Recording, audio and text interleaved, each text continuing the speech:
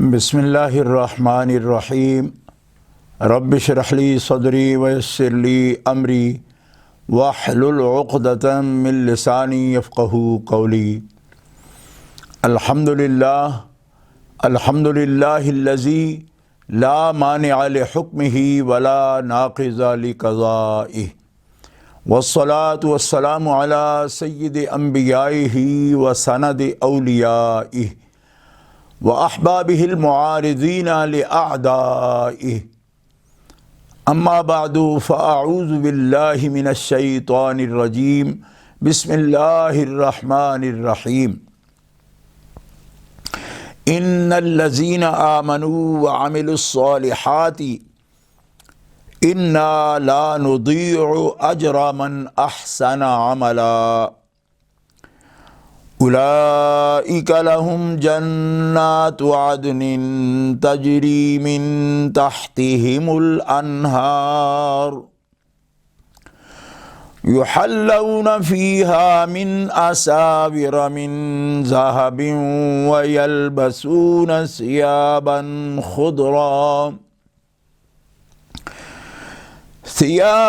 خضرا من سندس واستبرق متکئین فیہا علی الارائک نعم الثواب وحسنت مرتفقا۔ صدق اللہ العلی العظیم۔ اللہم صلی علی سیدنا و مولانا محمد وعلی آلہ وصحبہ وبارک وسلم صلاۃ و سلاما علیک یا رسول اللہ، صلاۃ و سلاما علیک یا حبیب اللہ۔ اللہ تعالی جل جلالہ وعم نوالہ وعظم شانہ واتم برہانہ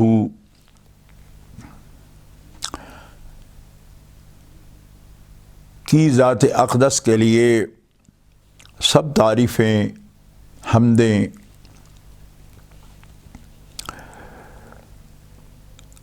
حضور قائد المرسلین سید النبیین امام الاولین والآخرین جناب محمد مصطفیٰ احمد مجتبیٰ صلی اللہ تعالی علیہ وآلہ واصحابہ وبارک وسلم کی بارگاہ اقدس و انور میں صلاۃ و سلام ہدیہ کرنے کے بعد برادران اسلام، خواہران اسلام،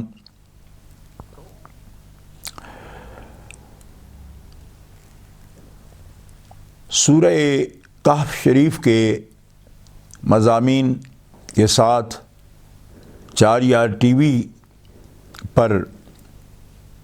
عزیز القدر علامہ محمد عمران قادری حافظہ اللہ،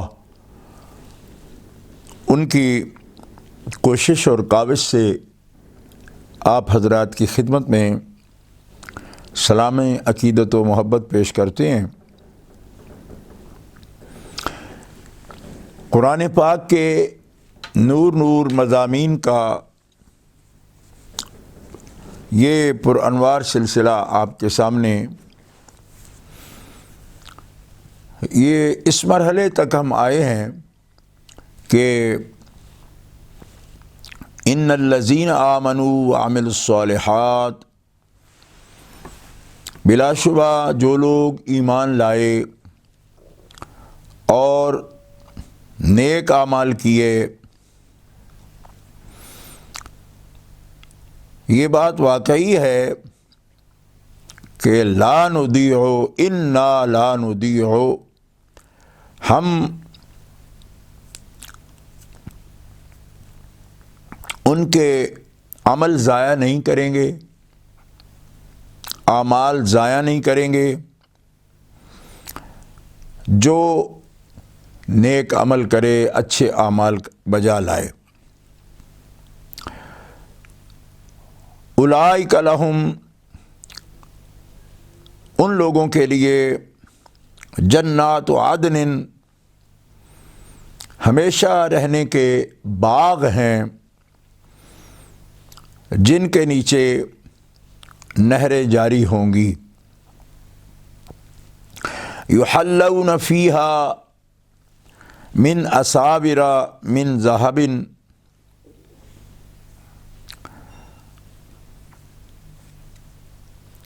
انہیں سونے کے زیورات اور کنگن پہنائے جائیں گے. وَيَلْبَسُونَ ثِيَابًا خُضْرًا، اور ان لوگوں کو سندس اور استبرق کے کپڑے پہنائے جائیں گے. متکئین فیہا علی الارائک،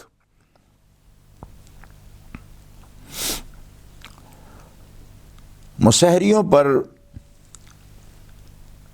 ٹیک لگائے ہوئے، تکیے لگائے ہوئے ہوں گے. نعم الثواب، یہ بہت اچھا بدلہ ہے اور آرام کی اچھی جگہ ہے. اللہ تعالیٰ جل شانہ وعز اسمہ ان آیات مقدسہ میں، مبارکہ میں، اہل ایمان کا اور محسنین نیک عمل کرنے والے ان کا، ان کے اعمال، ان کے ایمان اور ان کے اخلاص پر مالک جل وعلا اپنی طرف سے اجر و ثواب کا اعلان فرما رہے ہیں. اور جنت کے اندر جو لباس اور زیور اور ان کے لیے بیڈ، مسہریاں، ان نعمتوں کا مالک خالق جل وعلا ذکر فرما رہا ہے. اہل کفر کی سزا بیان کرنے کے بعد، کیونکہ پچھلی آیات میں ساعت مرتفقہ یعنی برے ٹھکانے کا ذکر ہوا تھا، اور یہاں حسنت مرتفقہ اچھے ٹھکانے کا ذکر ہے، اور وہاں شدائد کا ذکر تھا اور یہاں نعمتوں کا ذکر ہے. اس لیے آسانیوں کا ذکر ہے، اللہ کی طرف سے جو ان کے لیے آرام ہے ہمیشہ کا، اس کا ذکر ہے. تو اہل ایمان کے ایمان اور اعمال صالحہ کی جزا، ان کا تذکرہ فرمایا گیا کہ ہم نیک عمل کرنے والوں کا اجر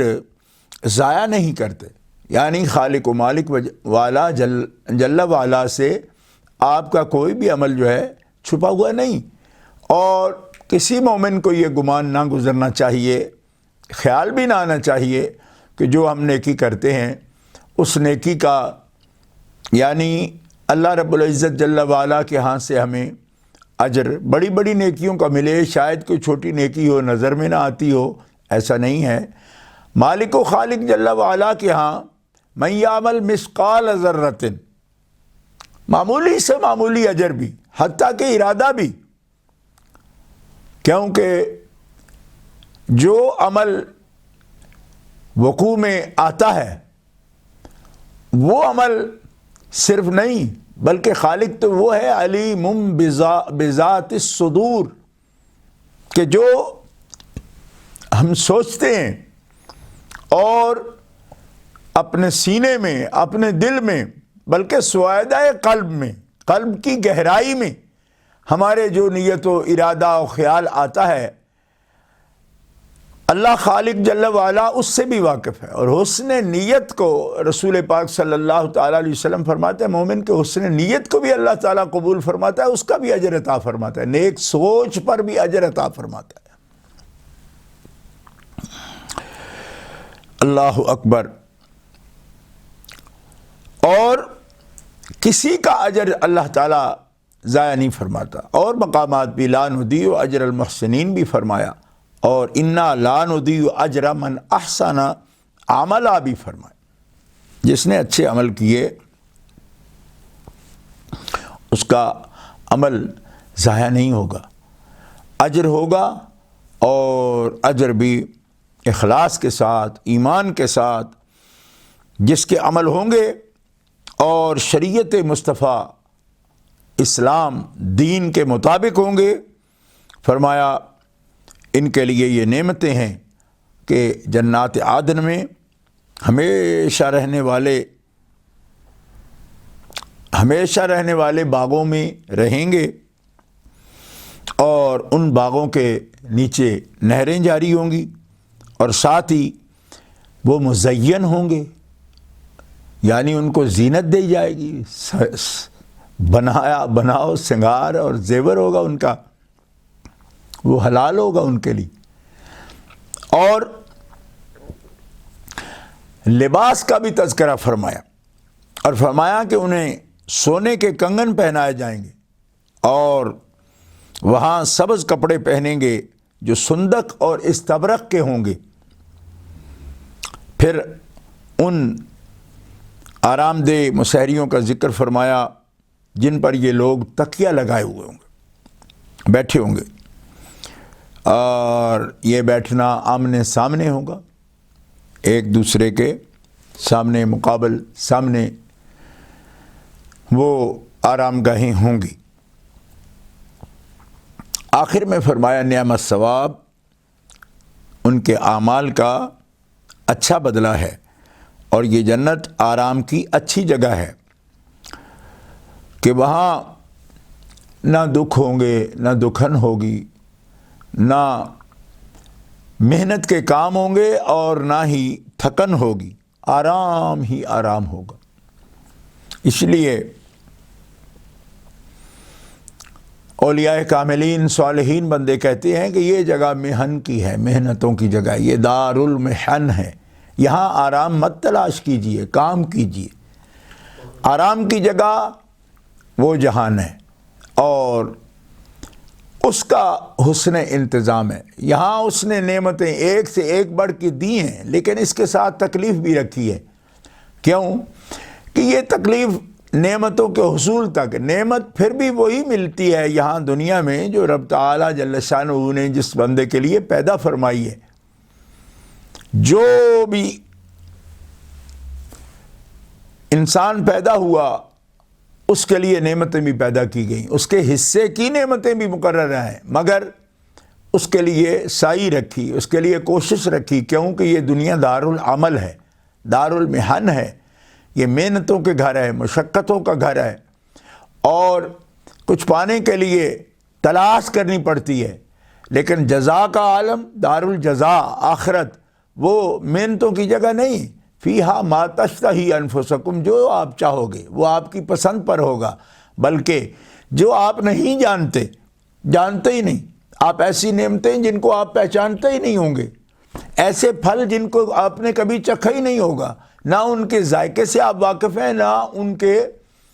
لباس سے، ان کی رنگت سے آپ واقف ہیں، تو حیران رہ جائیں گے کہ مالک تعالیٰ یہ کیا چیز ہے۔ فرمایا ان کو قریب رکھا جائے گا ان چیزوں کے جن کو آپ پہچانتے ہیں۔ یعنی علماء مفسرین فرماتے ہیں کہ جنت کے اسمار اور نعمتوں کے بارے میں متشابہ وغیرہ، متشابہ کا لفظ آتا ہے قرآن پاک میں، کچھ آپ پہچانتے ہوں گے پہلے، کچھ نہیں پہچانتے ہوں گے۔ تو مفسرین کرام فرماتے ہیں ایسی چیزیں کیوں رکھیں جن کو ہم نہیں پہچانتے؟ اور اگر یہی کمال ہے کہ ندرت ہو، نئی ہو، تازگی ہو، پہلے سب چیزیں دیکھی نہ ہوں، تو پھر متشابہن کیوں رکھی؟ یعنی غیر متشابہ ہی اگر کمال کی چیز ہے تو متشابہ، فرمایا اس کی وجہ یہ ہے کہ پھر آپ کو یہی معلوم نہ ہوتا کہ اس کا استعمال کیا ہے، تو پھر بھی آپ کو تکلیف ہوتی، آرام نہ ہوتا، یعنی تھوڑا دماغ پر بوجھ دینا پڑتا۔ اور جنتیوں کو اتنا بوجھ بھی نہیں دیا گیا کہ کسی چیز نعمت کو پہچاننے میں بھی ان کو دقت ہو۔ غیر متشابہ کو متشابہ کے قریب رکھا، یعنی انار کچھ دیکھے ہوئے ہیں، اس کے ساتھ ملا کے وہ نئی سے نئی نعمتیں جو بالکل نئی ہیں، فریش، ان کا کوئی آئیڈیا نہیں ہمارے ذہنوں میں، دنیا میں دیکھی بھی نہیں ہوں گی، تو قریب رکھنے سے کیا معلوم ہوگا کہ اندازہ ہو جائے گا کہ ہے یہ اسی جیسی چیز، یعنی ہے یہ بھی پھل ہے کھانے کا، یہ پینے کی چیز ہے، یہ کھانے کی چیز ہے. تو فرمایا کچھ وہ ہوں گی جو آپ کے تصور میں بھی نہیں ہے، ان کا ذائقہ بھی الگ سے ہوگا، لیکن کچھ وہ چیزیں بھی ہوں گی کہ آپ ان کو دنیا میں دیکھے ہوں گے. فائدہ یہ ہوگا کہ یہ ذائقے سے آپ آشنا ہیں تو آپ بڑھیں گے. جب قریب جائیں گے تو دیکھیں گے کچھ چیزیں نہیں بھی پڑی ہیں، تو آپ کو اندازہ ہو جائے گا کہ جو پھلوں کے ساتھ رکھی گئی ہے ظاہر ہے یہ بھی پھل ہوگا اور میں اس سے واقف نہیں ہوں. اس کی لذت، اس کا ذائقہ بھی مالک جانے کے کتنا جنت کی نعمتوں کا کیسے ذائقے ہوں گے. اور یہ جو فرمایا کہ یحلون فیہا من اساور من ذہب ویلبسون ثیابا خضرا من سندس و استبرق. یہ جنتی لباس کے نام ہیں. ہمارے اب کے جو لوگ بنانے والے ہیں نا تو یہی نام قرآن پاک سے لے لیتے ہیں. میں نے دیکھا کہ ہمارے ملک میں سندس نام کی بھی لان بکتی ہے گرمیوں والی، اور اسی طرح کسی نے استبرق بھی نام رکھ لیا. تو یہ ان جنتی لباسوں کے نام ہیں کہ سونے کے کنگن جو پہنائے جائیں گے، اس میں بظاہر یہ ایک مشکل ذہن میں آتی ہے کہ زیور تو عورتیں پہنتی ہیں، مردوں پر کیا اچھا لگے گا؟ پھر اس کے پہننے کی ممانعت بھی ہے دنیا میں. اس کا جواب یہ ہے کہ آخرت کے حالات کو دنیا پر قیاس کرنا صحیح نہیں. اول تو وہاں دنیا والے شرعی احکام نافذ نہ ہوں گے، وہاں مردوں کو سونا پہننا جائز ہوگا. دوسری بات، مرد وہاں کنگن پہننے میں خوبی اور خوشی محسوس کریں گے. دنیا میں بھی ہر جگہ کا رواج الگ الگ ہے. بعض علاقوں میں مرد بھی زیور پہنتے ہیں، اور خاص کر بادشاہوں کے بارے میں تو زیور پہننا ان کا مشہور و معروف ہے. ان کے جتنے بھی اسکیچ وغیرہ بناتے ہیں درباروں کے، کسی طرح بھی ان میں اس کے ذکر بہت کثرت کے ساتھ موجود ہوتا ہے. تو کوئی اللہ والا دنیا میں کسی وقت شاید خیال کر بیٹھا ہوگا یا کرتا ہوگا یا کر سکے گا کہ شاید یہ بڑی نعمت میں ہیں جو بڑے سونے کے کنگن پہنے ہوئے ہیں، ان پر دنیا میں بڑا انعام ہے. تو اللہ تعالیٰ فرماتا ہے جل وعلا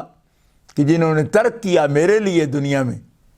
ایسا زیور، ایسی زینت کہ خدا نے منع کیا، اللہ رب العزت جل وعلا نے اس کے پیارے حبیب نے منع کیا تو چھوڑا. تو فرمایا وہاں ساری جو بھی آپ کے دل میں باتیں ہیں کہ یہ نعمت ہو سکتی ہے، وہ سب نعمتیں عطا فرمائی جائیں گی جن کو پہن کر وہ خوش ہوں گے.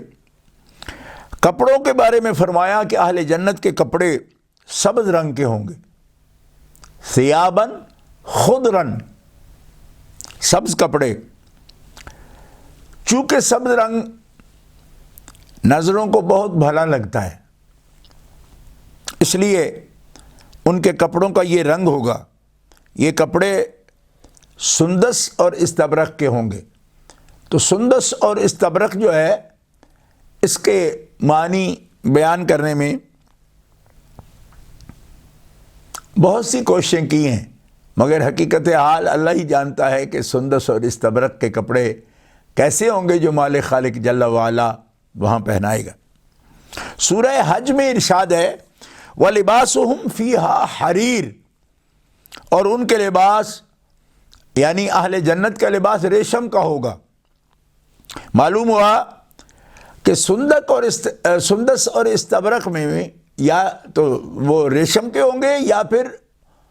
ان کی جو سندس اور استبرق کے میں ریشم جیسی خصوصیات ہوں گی. سندس کے بارے میں مفسرین کرام فرماتے ہیں کہ اس سے باریک ریشم مراد ہے، اور استبرق کے بارے میں لکھتے ہیں کہ اس سے دبیز یعنی موٹا ریشم مراد ہے. حافظ ابن کثیر فرماتے ہیں کہ استبرق سے وہ موٹا ریشم مراد ہے جس میں چمک ہو، جس میں چمک ہو، اور تن ڈھانپنے کے لیے ستر عورت کے لیے تو دبیز ہی کپڑے کی ضرورت ہوگی، اور آیت میں اس کی تفصیل نہیں بتائی گئی کہ سندس کا کون سا کپڑا ہوگا اور استبرق کا کون سا کپڑا ہوگا۔ معلوم ہوتا ہے نیچے کے کپڑے استبرق کے ہوں گے اور سندس کے کپڑے اوپر پہننے کے ہوں گے، زیادہ جو باریک اور نفیس، جیسے کرتا وغیرہ۔ مفسر حافظ ابن کثیر رحمہ اللہ فرماتے ہیں فالسندس ثیاب رقاق کالقمصان وما جرا واما الاستبراق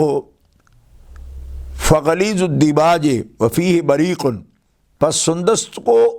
تو اوپر کے باریک کپڑے ہیں جیسے قمیص وغیرہ، اور استبرق موٹے ریشم کو کہتے ہیں جس میں چمک ہو۔ باریک کے کپڑے میں ظاہر ہے کہ یہ ریشم میں جیسے نرمی ہوتی ہے کپڑے کے اندر اور چمک ہو، اور وہ جسم کے لیے آرام دہ بھی ہوتا ہے اور پھر بھلا لگتا ہے یہ، اور پھر ساتر بھی ہو، یعنی کہ اس کو جسم کے ڈھانپنے میں چھپانے میں وہ بھی دونوں خصوصیات اس کے اندر ہوں گی۔ تو ان نعمتوں کا نعمت ثوابوں سے ذکر کیا کہ یہ اللہ رب العزت جل وعلا جنت میں اپنے شکر گزار اور صابرین بندوں کے لیے، محسنین کے لیے، صالحین کے لیے، جنہوں نے رضائے مولا کو اپنی رضا پر ہمیشہ ترجیح دی اور اپنی رضا کو مالک کی رضا پر قربان کیا، ان کے لیے ان کی رضائیں مالک تعالیٰ ان کی رضا کے لیے، یعنی بغیر کسی محنت کے اور بغیر مشقت کے، ما تشتہی انفسکم، جو تمہارا دل چاہے گا وہ نعمتیں آسان سے آسان وہ تمہارے سامنے موجود ہوں گی۔ مالک خالق جل وعلا ان آیات بینات میں ارشاد فرما رہا ہے وَاضْرِبْ لَهُم مَّثَلَ الرَّجُلَيْنِ جَعَلْنَا لِأَحَدِهِمَا جَنَّتَيْنِ مِنْ أَعْنَابٍ وَخَفَفْنَاهُمَا بِنَخْلٍ وَجَعَلْنَا بَيْنَهُمَا زَرْعًا كِلْتَا الْجَنَّتَيْنِ آتَتْ أُكُلَهَا وَلَمْ تَظْلِم مِّنْهُ شَيْئًا وَفَجَّرْنَا خِلَالَهُمَا نَهْرًا وَكَانَ لَهُ ثَمَرٌ فَقَالَ لِصَاحِبِهِ وَهُوَ يُحَاوِرُهُ أَنَا أَكْثَرُ مِنْكَ مَالًا وَأَعَزُّ نَفَرًا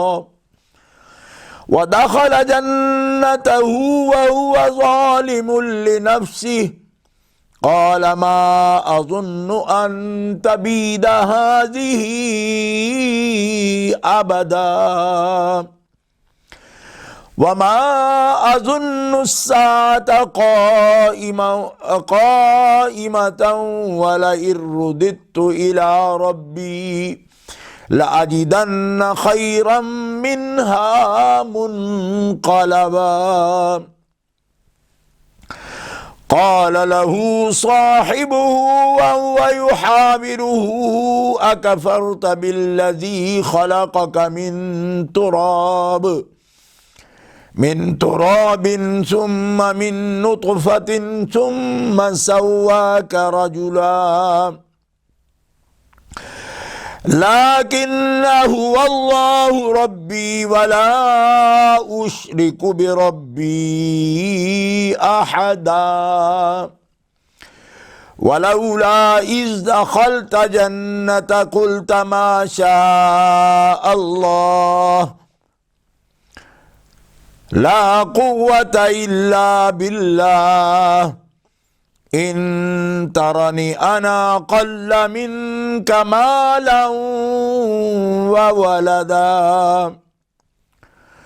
فعسى ربي أن يؤتيني خيرا من جنتك ويرسل عليها حسبانا من السماء فتصبح صعيدا زلقا أو يصبح ماؤها غورا فلن تستطيع له طلبا وأحيط بثمره فأصبح يقلب كفيه على ما أنفق فيها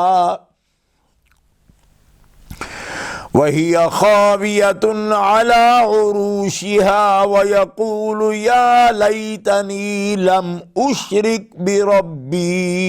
أحدا وَلَمْ تَكُنْ لَهُ فِئَةٌ يَنْصُرُونَهُ مِنْ دُونِ اللَّهِ وَمَا كَانَ مُنْتَصِرًا هُنَالِكَ الْوِلَايَةُ لِلَّهِ الْحَقِّ هُوَ خَيْرٌ ثَوَابًا وَخَيْرٌ عُقْبًا۔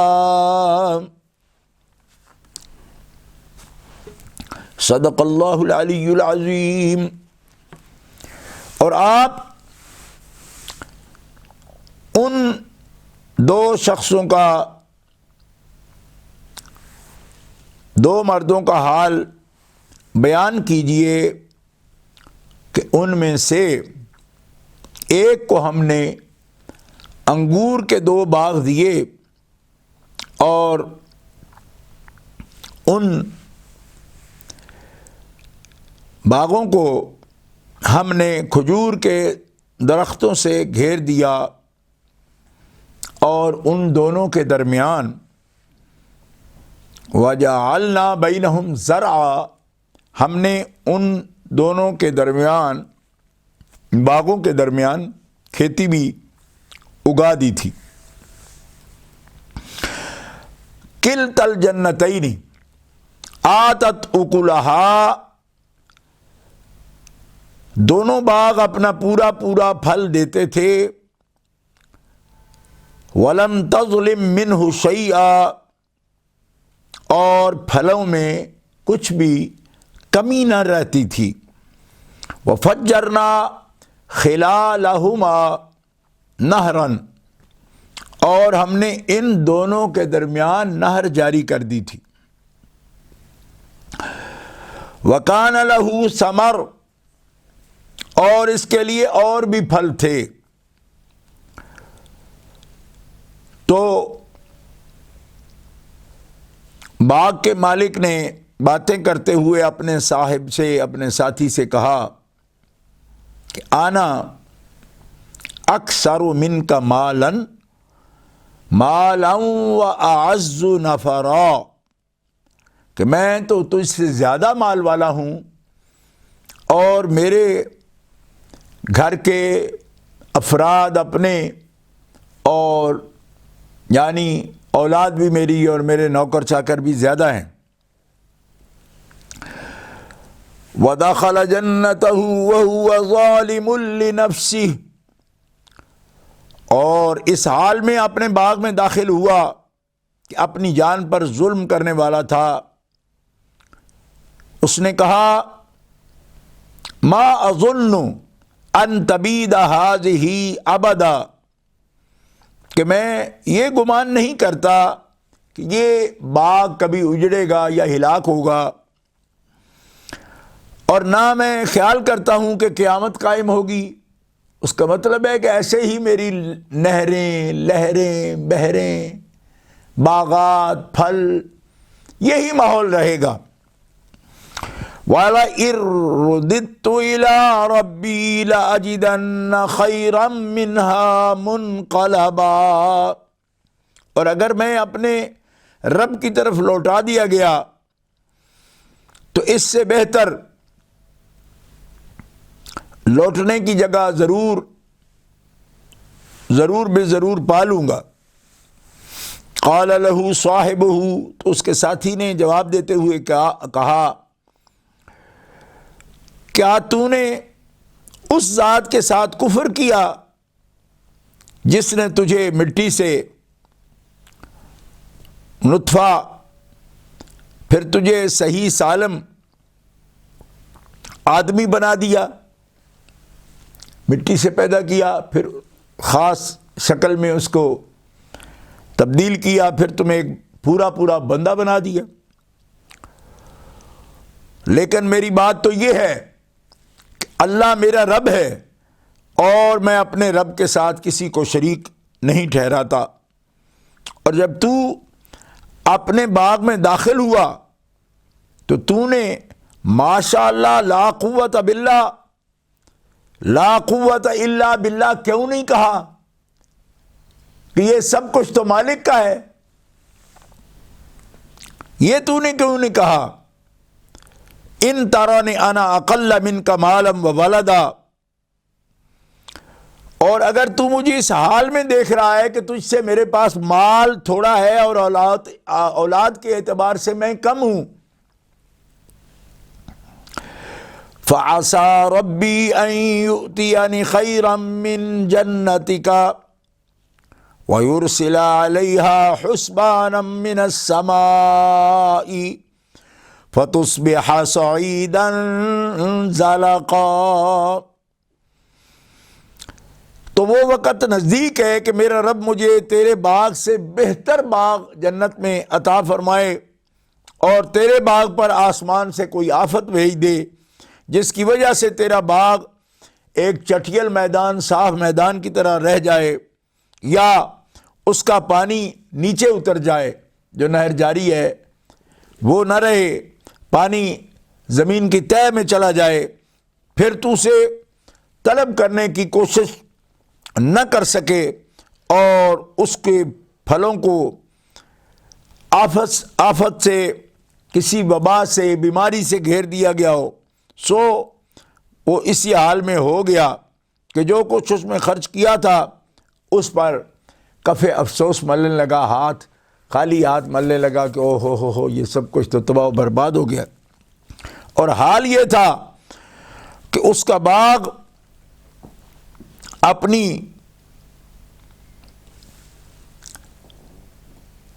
اس کا باغ کے جو بوٹے ہیں، درخت ہیں، وہ اپنے اوپر ہی گرے ہوئے ہیں، اور وہ کہہ رہا تھا ہائے کاش، یا لیتنی لم اشرک بربی احدا، کہ میں اپنے رب کے ساتھ کسی کو شریک نہ ٹھہراتا، اور اس کے لیے ایسا کوئی گروہ نہ تھا جو اس کی مدد کرتا۔ لم تکن لہ فئۃ ینصرونہ من دون اللہ، اللہ تعالیٰ جل شانہ کی طرف سے جب اس کے لیے یہ تکلیف آئی اور عذاب آیا اور اس کی یہ نعمت زائل ہو گئی، تو اس کے لیے اللہ کے مقابل کوئی مدد کرنے والا نہ تھا اور نہ اس کی مدد کی گئی۔ تو ایسے موقع پر اللہ کے سوا تو اللہ تبارک و تعالی جل شانہ کی مدد اسی کے ساتھ ہوتی ہے جو حق پر ہو۔ ہنالک الولایۃ للہ الحق هو خیر ثوابا و خیر عقبا، تو وہی بہتر ہے ثواب کے اعتبار سے اور بہتر ہے انجام کے اعتبار سے۔ تو اللہ تعالیٰ جل شانہ نعمتوں کے ذکر کے بعد ایک مثال میں ان نعمتوں کی حقیقت، ان کا دائمی نہ ہونا اور ان کا زوال پذیر ہونا، اس بات کو، کیونکہ قرآن اصل میں یہ ایک مثال یا قصص یا حکایات وہ مقصد نہیں ہے، اور نہ ہی نعمتوں کا بیان صرف مقصد ہے، کیونکہ قرآن بنیادی طور پر انسان کو نعمت کا حال، سزا کا بیان، جزا کا بیان، پھر اس کی نصیحت کے لیے اور دنیا کی فنائیت کو بیان کرنے کے لیے، آخرت کے بیان کے لیے، اس کی نعمتیں باقی اور دائم ہونے اور یہاں کی نعمتیں زوال پذیر ہونے کا بیان، اور اس ہر بات میں یہ ایک نمونہ دکھاتا ہے کہ انسان کو ایک نعمت کے برقرار رکھنے کے لیے اور خوشی کے قائم رکھنے کے لیے اس خوشی دینے والے کا خیال ہونا چاہیے۔ انعام کو دیکھتے ہوئے منعم کی طرف دیکھے کہ جس نے یہ انعامات عطا فرما رکھے ہیں، لیکن جب نعمتوں میں کھو کر وہ منعم کو، اس مالک کو بھول جاتا ہے جس نے سب نعمتیں عطا فرمائی ہیں، اس وقت زوال آتے بھی دیر نہیں لگتی۔ تو ان مثالوں میں قرآن پاک بنی نوع انسان کی، امت محمدیہ کی یہ تعلیم کے لیے، واعظ کے لیے، نصیحت کے لیے، اور قرآن سے زیادہ واعظ اور واعظ کرنے والا اور کوئی نہیں۔ تو ان لوگوں کے لیے سلامتی ہے، خیر ہے جو قرآن کی نصیحت پر عمل کرتے ہیں اور قرآن کی نصیحت پر دھیان دیتے ہیں، اور اس دنیا